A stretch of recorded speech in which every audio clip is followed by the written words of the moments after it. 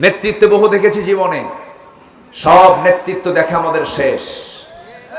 এই নেতৃত্ব মেনে আমি আপনি জান্নাত পাবো না। নেতৃত্বের মূলে যেতে হবে। নেতৃত্বের মূল হচ্ছেন মুহাম্মদ সাল্লাল্লাহু আলাইহি ওয়াসাল্লাম। যে নেতা আগে রক্ত ঝরান, আর আমার দেশের নেতাগুলো অনলাইনে যুদ্ধ করে। কি লাইনে যুদ্ধ করে? অনলাইনে, ময়দানে নাই। সব কোথায়? অনলাইনে। আমার নবীজি বদরের প্রান্তরে শেষ কাতারে না প্রথম কাতারে? ওহদের ময়দানে শেষ কাতার না প্রথম কাতার? হিজরতের রাতে শেষ কাতার না প্রথম কাতার? খন্দকের যুদ্ধে আমার নবীজি একদিন নয়, দুদিন নয়, 3 দিন নয়, 4 দিন না খাওয়া, অস্ত্র দিতে, যুদ্ধ করতে সব টাকা পয়সা শেষ। বদর 1 বছর পরে, উহুদ 1 বছর পরে, আবার খন্দক। মানে যুদ্ধ চলছে। যুদ্ধ বিধ্বস্ত দেশে কি অর্থনীতি টিকে থাকে? ভেঙ্গে যায়। আমার নবীজির মদিনার ক্ষুদ্র রাষ্ট্র, যুদ্ধের পরে যুদ্ধ লেগে আছে।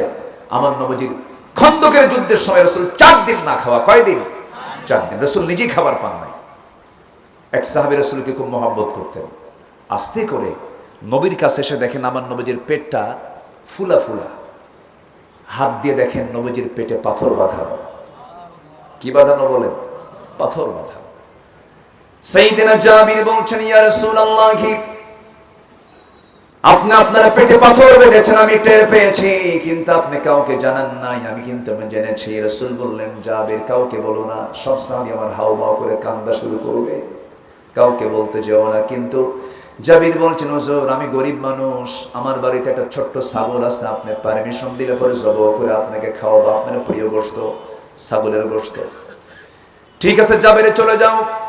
5-6 কেজি ওজনের ছাগলটা জমা করে বউটাকে বললেন, সুন্দর করে রান্না বান্না করো, জীবনের শ্রেষ্ঠ দিন আজকে আমার। রাসূল আমার বাড়িতে তাশরীফ আনবেন। রান্না বান্না হয়ে গেছে। বউ স্বামীকে বলছেন, জাবির রাসূলকে তুমি কানে কানে দাওয়াত দিয়ে নিয়ে চলে আসবে, সবাই জানলে কিন্তু আমরা মেহমানদারি করতে পারবো না, ছোট্ট ছাগল তো। সাইয়েদনা জাবির আস্তে করে গিয়ে নবীর কানে কানে বলছে, হুজুর 2-1 জনকে সঙ্গে করে আমার বাড়িতে চলুন, দাওয়াত তো আছে আপনার। আমার নবীজি শুনলেন, শুনে মুস্কি হাসি মেরে দাঁড়ায় গিয়ে হাত উঁচু করে বলছে, সাহাবীরা শোনো, জাবির দিয়েছে আমাকে তার বাড়িতে দাওয়াত, আর আমি রাসূল দিলাম তোমাদের সবাইকে জাবিরের বাড়ির দাওয়াত।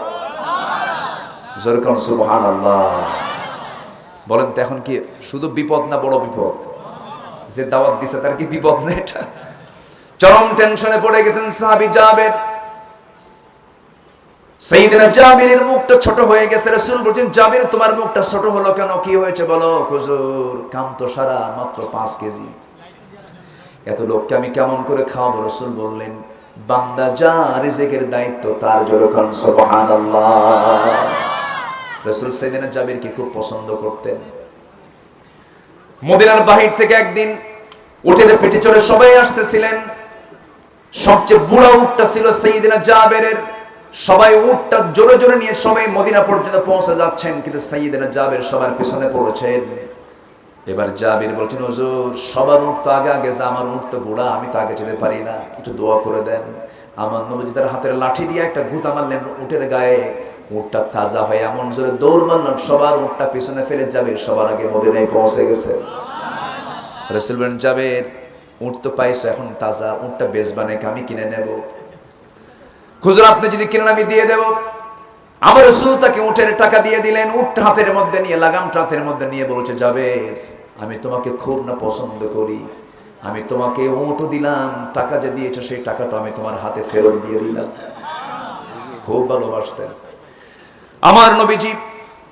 সেই নবীজি জাবিরের বাড়িতে দাওয়াত খেতে গেছেন।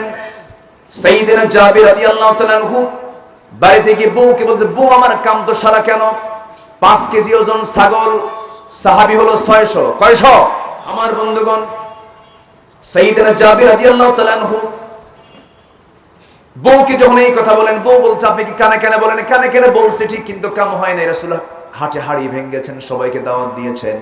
এবার বউ বলছে, আমার স্বামী আপনি চিন্তা করবেন না, নবীজি তার বরকতি মুখে যখন বলি ফেলেছেন, চিন্তা করবেন না, আমার স্বামী বান্দা যার রিজিকের দায়িত্ব তার। জোরে কোন সুবহানাল্লাহ। আল্লাহু আকবার। এই বিশ্বাস কি আমাদের আছে? এই বিশ্বাস কি আমাদের আছে? আমাদের খাওয়ানকে পৃথিবীতে বেশি খায় মানুষ না অন্য প্রাণী? মানুষ কি বেশি খায় না অন্য প্রাণী বেশি খায়? জলভাগের প্রাণী তো বেশি খায়, আমরা আর কি খাই? অথচ মানুষ সবচেয়ে কম খায়। এরপরেও পৃথিবীতে মানুষের জন্য খাদ্য গুদাম আছে, কোন প্রাণীর খাদ্য গুদাম নাই। খাদ্য গুদাম থাকার পরও চোর আছে না নাই? খাদ্যের সংকট আছে না নাই? খাদ্যের কোন সংকট আমার দেশে থাকতো না যদি বন্টনের যদি সংকট না হতো। সংকট হলো বন্টনের। কিসের সংকট? বন্টনের সংকট। বিধবা ভাতা, বয়স্ক ভাতা গভর্নমেন্ট দেয়, ভালো, এটা ভালো উদ্যোগ।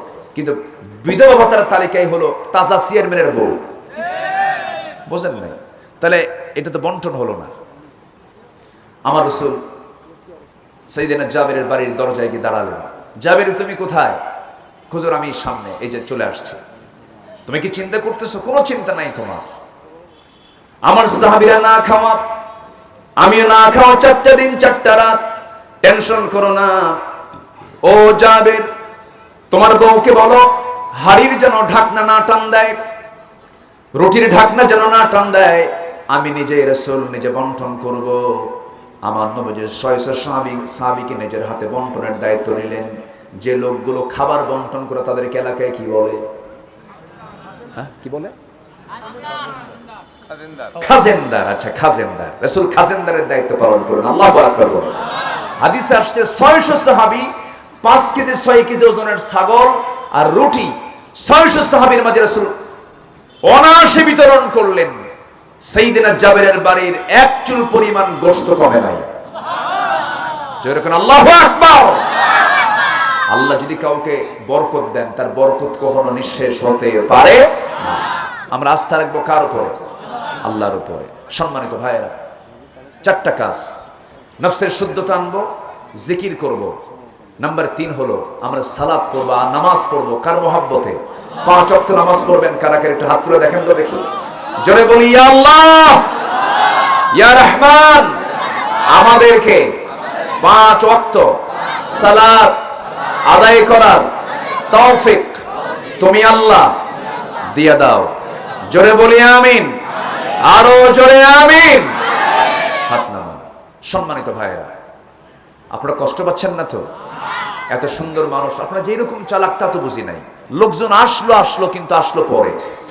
জুমার দিন আজান হয় 12:30টায়, আর মুসল্লি হাজির হয় 1টা 29 মিনিট 29 সেকেন্ডে। এটা ঠিক না। আমার একটু আগে আসলে আমার অনেক ভালো হতো। যাই হোক, আমরা আসছি আলহামদুলিল্লাহ।